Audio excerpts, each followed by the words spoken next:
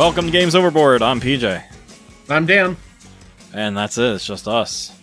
Yeah, it's just us tonight. Yeah, we're doing a preview, and we're telecomming for the first time. It's weird. I know. I'm still sitting in the same chair I always do, so it's like more normal for me.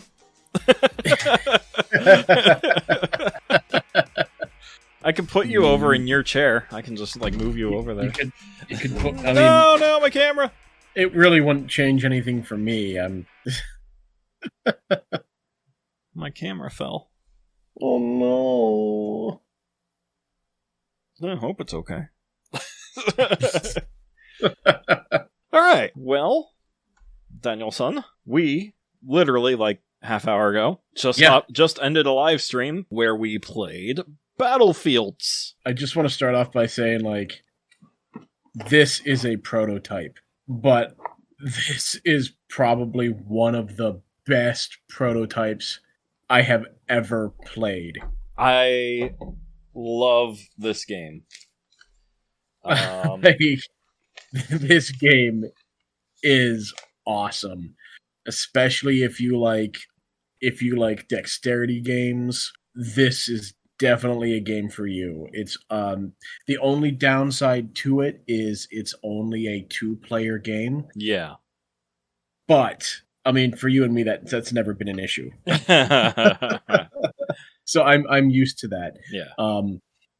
But this is definitely a game that I can see people doing tournaments and taking turns. Like, okay, I get winner. Yeah, absolutely. Because this game is as much fun to watch as it is to play, I think. I was going to say it during our live stream, but I didn't. I was waiting for this. This game, I'm not kidding. This game reminds me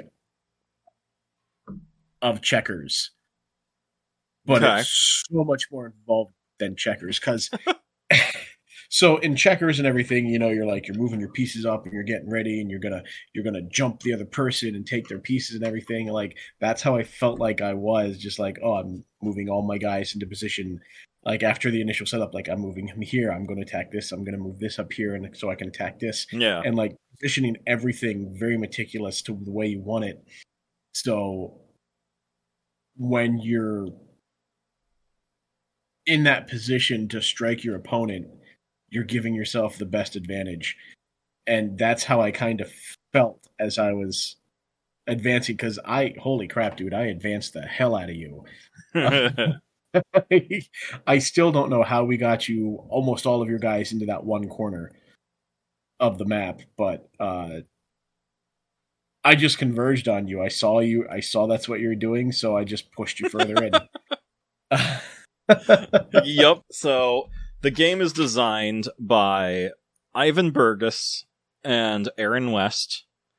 Aaron is awesome. He's the one who sent us the prototype and has been communicating with me quite a bit about the Catacombs Kickstarter, and he got us Monster Pit to review. And then he sent us this prototype. So Aaron has just he's super, super incredible with being in touch with the community. Aaron, thank you so much. Yeah. I mean, this really is an awesome game. Yeah. You really have to be proud of this. Yeah, and so I emailed Ivan too and told him, like, we just finished playing the game. Here's a link to the live stream. Like, we love this game. So, yes.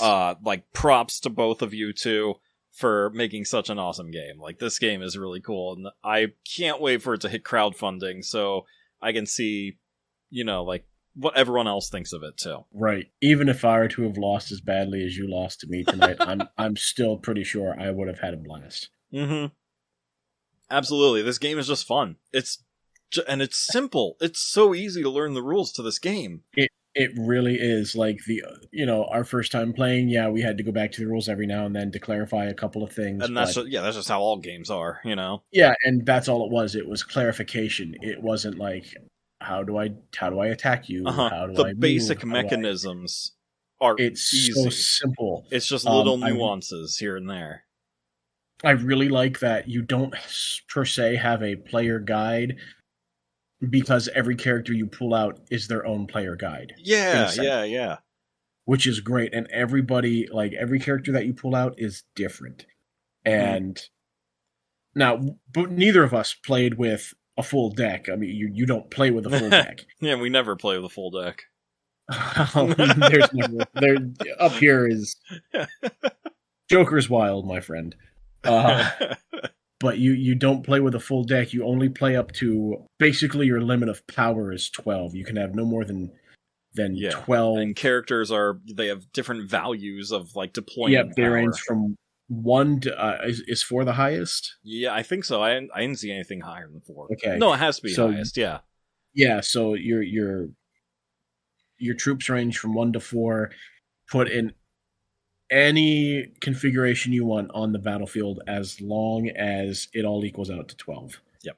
You can't have any more than that. You only get.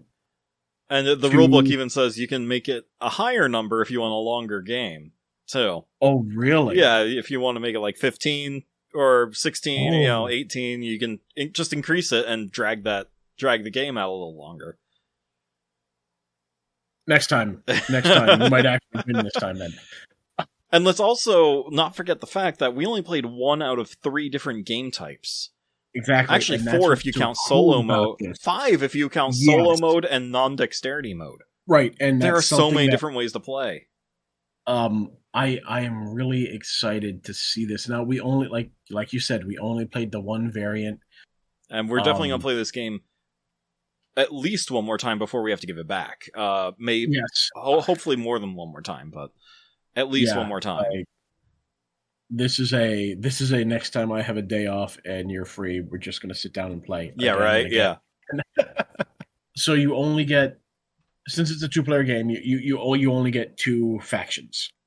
Yeah. So it's very run of the mill. You're good guys and bad guys.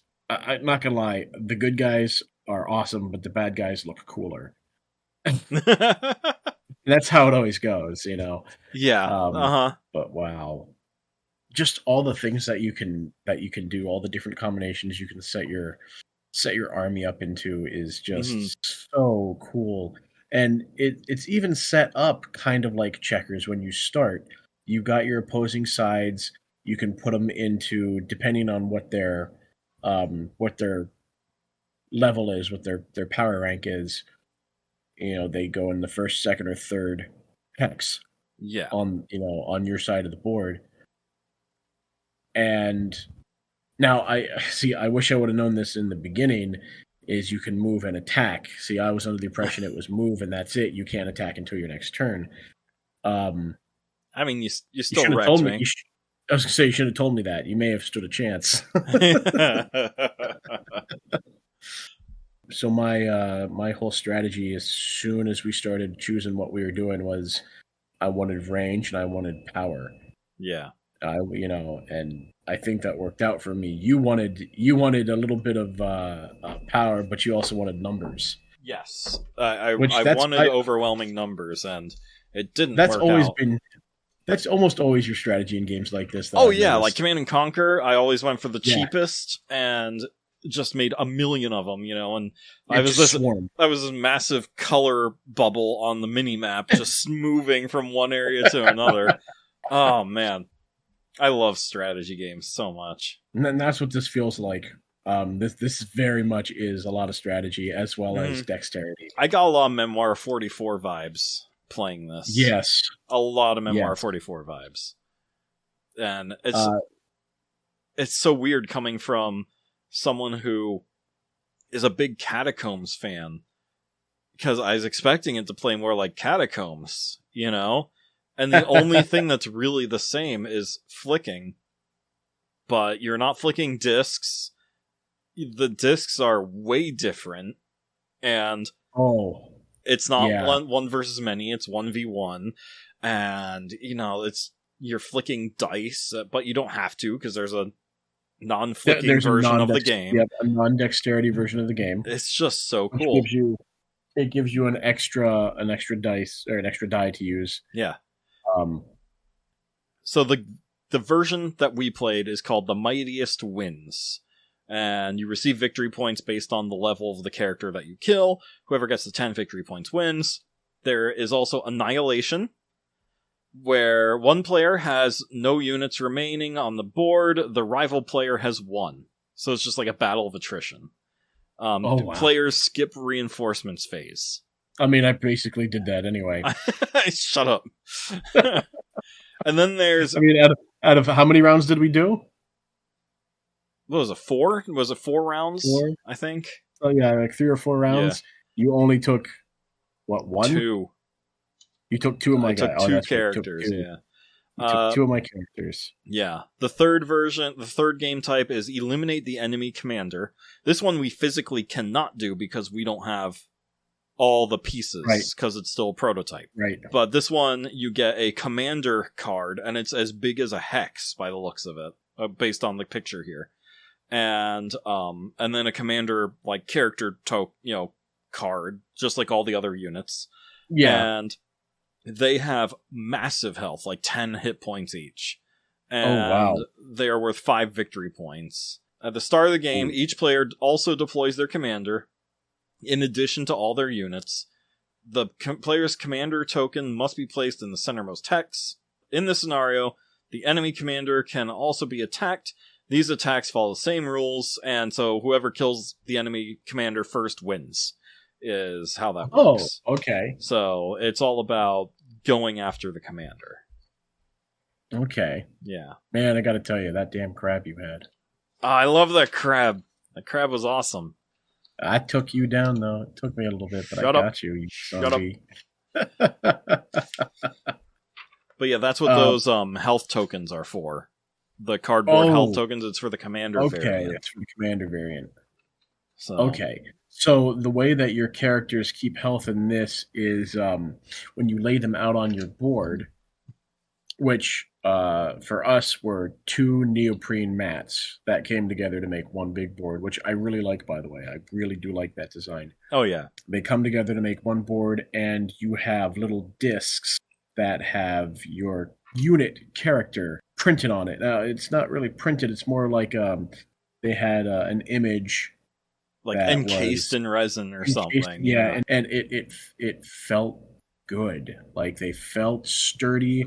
And to keep track of your health, you get a disc, a hollow disc that sits on top of it, kind of like a donut.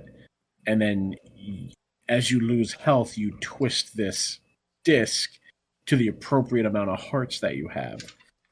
Which is so cool.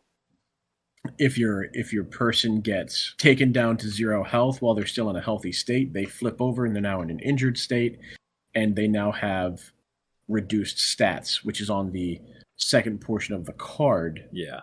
For that character. And you can still fight, you can still do things. Some of them you can't move, like my tank. You took out my tank, you injured it, and it couldn't move anymore. The only way I could move is if my paladin got a strike on you, and everybody on my team could move up maximum of 2 hexes after that strike. Yeah. Which is the only way I could get my tank into a good position. Here it is in the rulebook, I think, about the attacking that we couldn't figure out. Yeah. I mean, there's no matching picture or anything. I'm just kind of deducing. But it says, some units have more than one attack action. These units may perform back-to-back attack actions. Or move between attack actions. Oh. So I think that's what the number means under that attack symbol. Be. So that was the one thing that we had trouble figuring out. Yeah. It's the only thing... Yeah, like as Dan's talking, I'm kind of flipping through the rule books, trying to see if I can figure out where this rule is, but continue, Dan, sorry. Every symbol that you get on your card corresponds with a different thing. How many hexes you can move in a turn. What your unit strength is, how much health they have, their range of attack, apparently how many times they can attack, which is we just found out. They all have special abilities as well that you can take advantage of if you get something like it's like a 5, or you get like the special. It's different for each die, yeah. So boy, am I glad I used that one on my tank. That really messed me up. Which was an explosive shell. So when you get injured, some things change. You may not be able to move as fast or as far. You may not be able to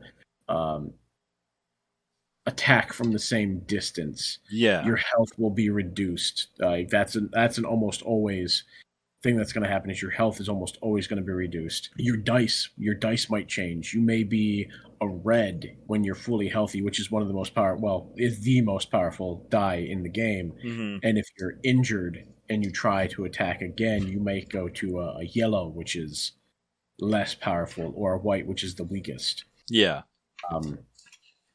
And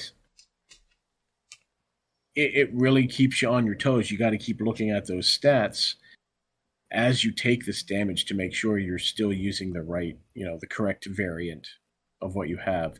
But these pieces that we have here in the prototype, if they told us today that what we have right now, sans a few pieces, this is it. This is what's being made in the factory, I would not say anything bad. I'd say, this is great. Yeah, it's perfect. Feels so good. Yeah. Now we did cheat a little bit when it came to using all of the tokens. Our victory points, we broke out the trusty old coins from Libertalia. Libertalia, just because those coins feel so good to use. Well, and we only had like 5 or 6 victory point tokens. Like, we didn't have a lot of them, so right. We broke out the coins. And they just felt better. But the artwork on this is so good. It's just really pleasant. It's just nice to look at. Yeah. It really does remind me of like old medieval art in a sense, where you have, the good guys look virtuous and, blonde hair and blue eyes, like that kind of thing. Like, you can tell that they're the heroes just by their design. And then you've got the bad side, which is, skulls and like they all have like evil. White eyes, or they're skeletons and things like that. They look bad, like straight out of an 80s cartoon, Yeah. But you had that, so you had a tank unit, which was literally a giant fucking crab, which looked so awesome. So what I wanted to do, why I kept trying to get the crab like forward and push it forward, is because he had a self-destruct mode. Oh no! Where he explodes, deals 1 damage to everyone adjacent to him, and you had 2 guys who were down to 1 hit away from dead. And they were high-level guys, like 3-4 points each. Yeah. So, and my tank was a level 3. Yeah, and then there's the paladin who's a 4. No, the paladin was a level 2. 2. Okay, so okay. 4 out. So still in one move, I would have gotten 6 points or 5 points. Yeah. And 5 points would have half still, of what we needed. And then after he explodes, 2 level 1 troops of my choice appear in that spot. Well, in that spot and an adjacent spot that's open. And I'm just like, I just need to get in there. I just need to get him. He was 1 space away, and then you just decimated him. You disabled my tank. I needed to take vengeance. The one thing that I thought was really cool was, so as we've stated before, some of these, all of the characters have their own special abilities. The one that I really liked was, what was that? Like a cannon guard or something like that. He was a robot. Sentry, right? Or was that a different one? Cannon sentry. Something like that. Anyway. Man, if only the game was here that I could look at. I know. Oh, I don't have it. I'm looking at the evil side. Hold on. Still on the evil side. Oh my gosh, PJ, come on. All right, here's the good deck. Cannon Guardian. Cannon Guardian, that's what it was called. Okay, so here's the first one on the top of the deck. He has this really cool ability where if you whiff bad, like PJ did, Shut up. So you're aiming for that character and you miss. That character immediately takes retaliation. Yeah. So you can set up, without spending a turn for that character, you can immediately go, oh, okay, well, now I'm going to attack you back. And then when it comes back to your turn, you can take that character again and move him if you need to, and do whatever you need, and attack again, and and that's how I got your one character out. Yeah. It's because you oh man, that was bad. That was such a oh bad my gosh, I was yelling so much. It was funny. So some of these misses are actually beneficial, as we saw with me. And you actually caught a little bit of the benefit too. With some of these misses, if you miss your intended target, but you still hit somebody else, that other character takes that damage. Even if it's friendly. Even if it's friendly, which my archer, I don't know what happened. Someone must have tripped him or something, because he fired his arrow, completely missed, and hit my tank. Yep. Speaking of shooting people. Oh, God. Tom makes 3 shots at point-blank range, and blood covers his face. Then, after seeing the face of everyone around him, he decides to go and celebrate.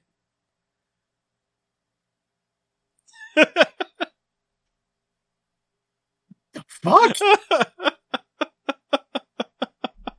What? Holy shit, that's morbid. Oh my God. Okay, here's the obligatory. Is it a person? Yes, it is. Okay. Is he shooting another person? Yes. Not an analog, a person. Yes. Oh, it's an actual person. Is this real? Define real. Not virtual reality like a game or a play or something scripted. No. Good question. Okay. That seems like needs to be another obligatory question in our line. Okay. Oh, Jesus Christ. And I'm by myself. This sucks. So let me think here. So, okay, so read that to me again. Tom makes 3 shots at point-blank range, and blood covers his face. Then, after seeing the face of everyone around him, he decides to go and celebrate. Did he kill Hitler? No. I found this joke I read to Angie this morning. It was, as bad as Hitler was, he did one great thing. He killed Hitler.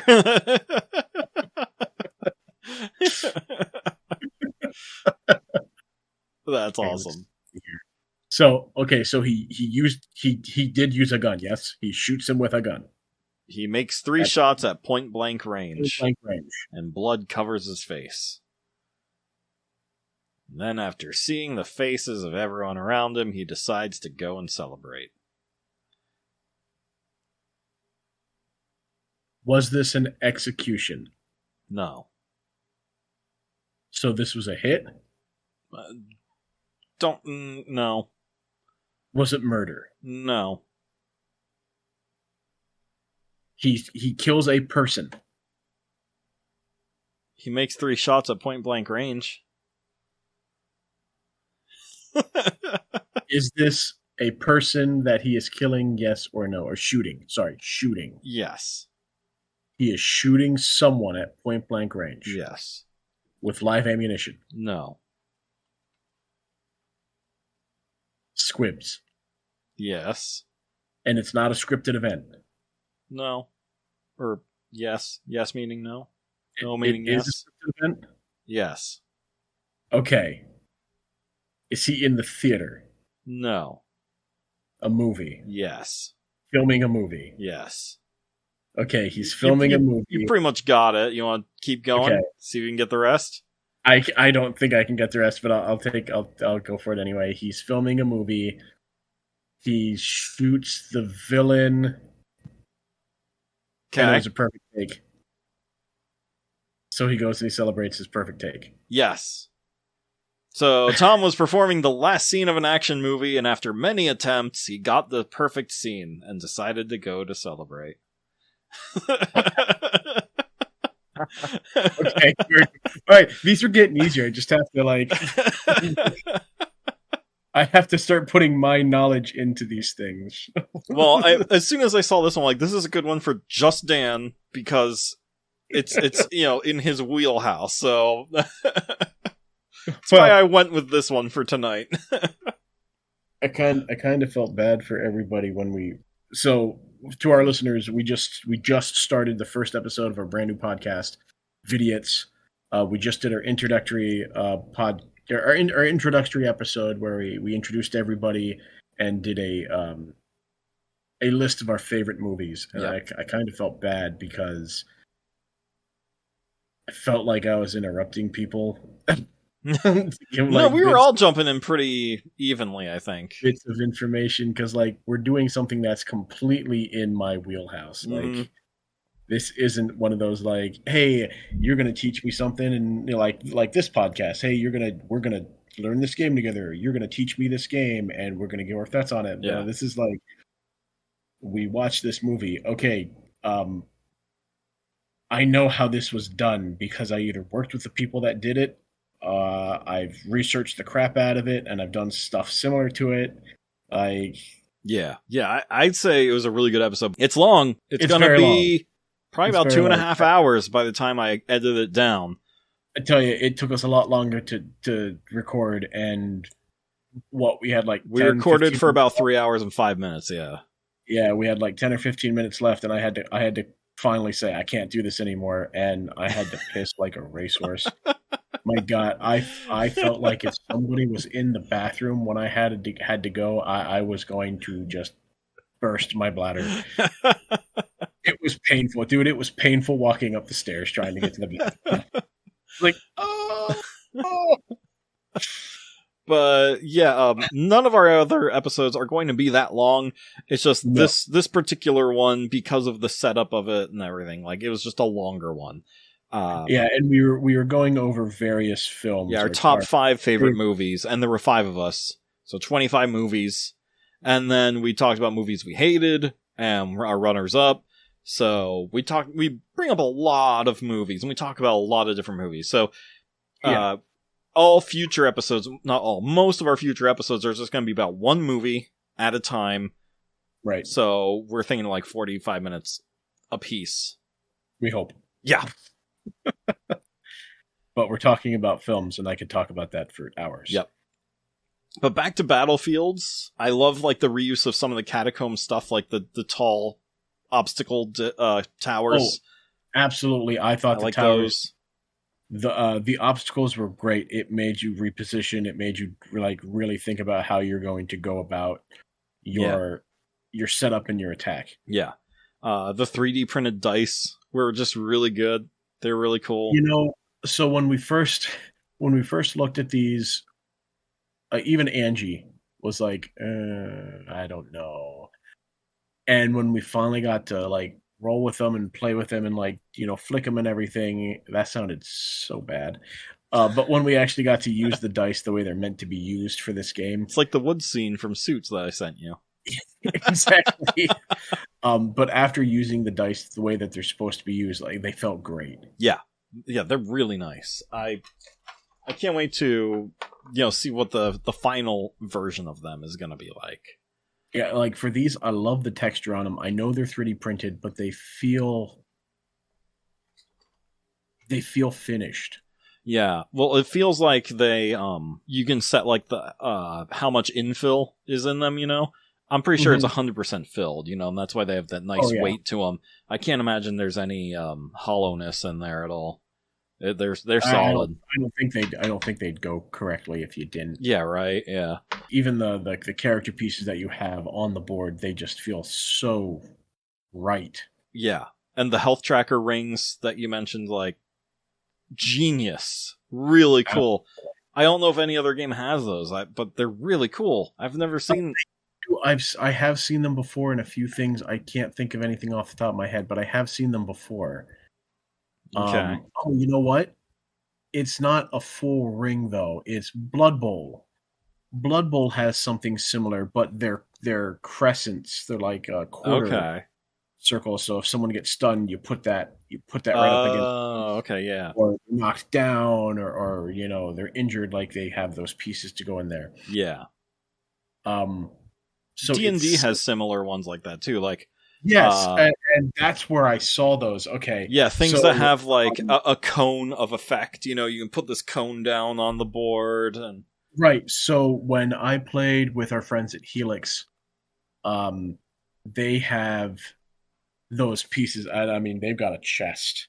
Like it's like a jewelry box. You open it up, and you have all of those rings that give you like, oh, your character is stunned. Oh, your character is dazed. Your character is injured. And like they have that, you pick them up and you put them over your mini. yeah. And like sit perfectly. So that's where I have seen those before. So it's the same concept. It's the same idea, but these are used to track health. Yeah.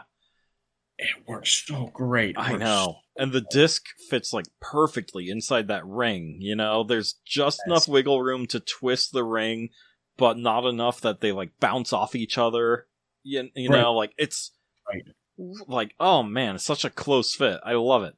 The other thing I'm really surprised about is the character cards themselves are cardboard, punch board. I really thought that they would just be cards. Like in Catacombs. I'm really glad they weren't cards, because when I deal with just plain cards, I feel like I'm going to break them. Like I'm going to rip them or bend them. Yeah. And I get overly cautious with them. Like, oh no, I accidentally spilled a thing of water. I just ruined this card. And this is like, oh, nope, just wipe it down real fast. Like, just don't let us see it away. You're good. Yeah. And I mean, if you guys go and watch the play video, you can see we have all of our stuff stacked up, so you can see how big these cards are. But that's also really good. Like as a con, it does take up a bit of space, but as a pro, it's all there. Yeah, you don't need to keep shuffling back and forth looking for everything. Like, oh, what does this symbol mean? What does this mean? What does this do? Yeah, like it's all right there for you. And also, if you see in our live stream, we have almost all of it fitting on the Expeditions player mat. That Expeditions is a much larger game, I feel, than this. So, no, it definitely is. Yeah, so that game's a table hog for sure.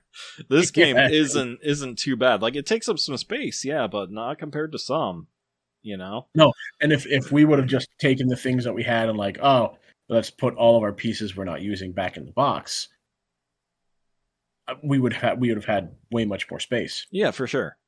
And the other really incredible component, which is just genius, I've never ever seen before, is the dice catcher.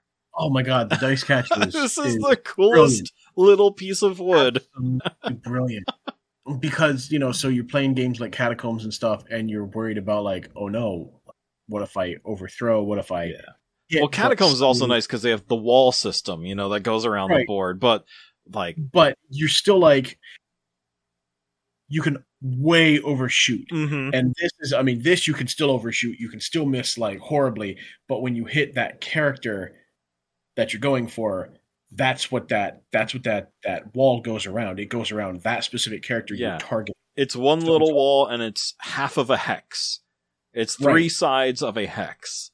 And so not only will it act as like a stop for your die, but it also acts as an indication to your opponent, this is who I'm going after now. Yeah. I don't have to call it out every time I'm going for somebody. I didn't do that a lot to you, and you already knew who I was going for. Yeah. And you just pick it up and you place it right behind the character you're going for, and you go. And the really cool thing is there's a variant rule where if the die lands on a character you weren't intending for, the hit doesn't count, So right. that marker is a way to show who you're intending, so you can't like change it later and be like, oh no, I meant to hit that guy, you know? Yeah, oh no, I was going for him. No, I meant to go for him. Yeah, fortunately none of us in our group would be like that, but I know someone. But I know that a lot of people do have gamers like that in their group, and they would say something like that, and this prevents that, you know, which is really cool. Yeah. And it's so I don't think I would want to play with that rule where you don't hit your intended target, because no, I like the way we played it today. Yeah, I mean that ridiculousness, that factor of, oh shit, I really missed my mark. I hit my own guys. Yeah. Or the one time it like went past one of my guys and hit a different guy. And yeah, like that guy, the first one dodged out of the way. Yeah, he's like, oh my gosh, and then the other guy's like, uh-oh. It is, and you know, and that's again like some of the things that we like to talk about is the story elements that can come out of these games. Like that is like a 100% story element you couldn't get from, you know, even a video game anymore. Oh, like, I know, yeah. This big, huge crab somehow miraculously dodges this tank mortar, and he's like, "Ha!" And the guy behind him's like, "Uh-oh." It's insane. That is definitely one of my favorite things. There is being able to pull off this kind of ridiculousness. Yeah, and yeah, like you said, those little moments, those little bits of story that you can create from this game. You know, it's something that Euro games can't really do as much. Monster Pit was able to do it when we played Monster Pit, which was another Elzra game with that one dark elf running out to save the day. I will save you that. But for the most part, Euro games are more like puzzles, you know? Yeah. Where these games, like dexterity games, Ameritrash games, things like that, games that are more thematic, they have that story element to them, which is just so great. It's so great. Yeah, I do like that. Like you get a chance to have your stories be cinematic. Mm-hmm.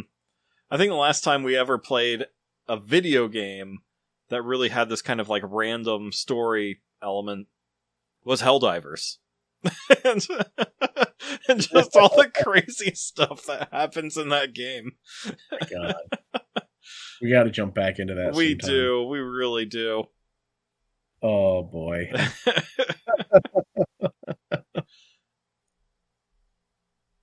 But I mean, yeah, this game is great. There's not much else to say without having the final product and the final rulebook and the final everything, you know, to know what works and what doesn't work and things like that. But we look forward to playing it again and giving more thoughts on it. It won't be a whole episode. It'll be like whatever next week's review is. We might spend a couple minutes beforehand being like, oh yeah, we played again. This is what happened, you know. Right. Time permitting, of course. Yeah. Exactly. So I can't state it enough when it comes to this game. Like, we talk about we like to talk about our favorite moments in our reviews, our final reviews and everything. But I think this game is going to be nothing but a greatest hits of some of our favorite moments in gaming, tabletop gaming in general. Do you have any favorite moments from tonight? Yeah, completely missing your giant target and then going for that small guy in the background. And he did. And it wasn't just like, oh, he's injured. No, it was, no, this guy's obliterated. He's done. Yeah.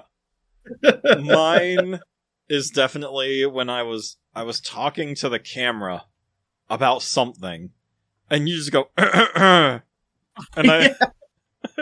I looked down. That was when I took out your crab. Yeah, I looked down, and my crab that has 4 health has a 5 damage die sitting on top of it. Not just a 5 damage die, a 5 damage with my special. Yeah, your special activated. And I'm like, what? So Why? Where did this come from? Oh, yeah. I hated it, but man, that was a great moment. Well, and another good moment was, and this was in your favor. Just my archer. I've got an archer who's going for this one guy that's been going for like the very beginning of the game when I finally got in range, and oops, I misfired the arrow. The die rolls and does a U-turn. It does a U-turn. It didn't touch anything. It literally went up just like you'd see when you putt, a nice curve on the green, and it just goes whoop, and then just swooped right back down, and it hit my tank, which at that point had no damage to it, and it ended up taking out half of his health. Yep. Like, no. That was incredible. That was so great. Just the unpredictability is just amazing. I also loved near the beginning you flicked and it hit Angie's arm.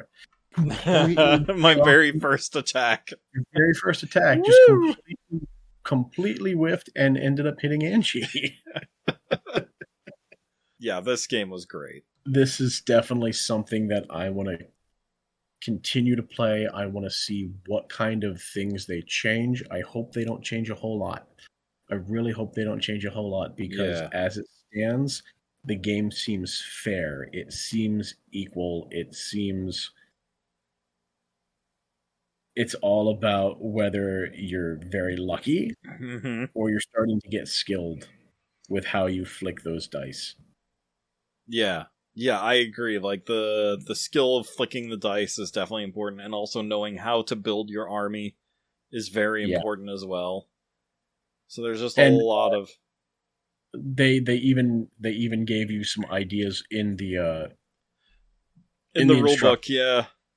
Like, if you want to go for, you can go for any type of combination you want.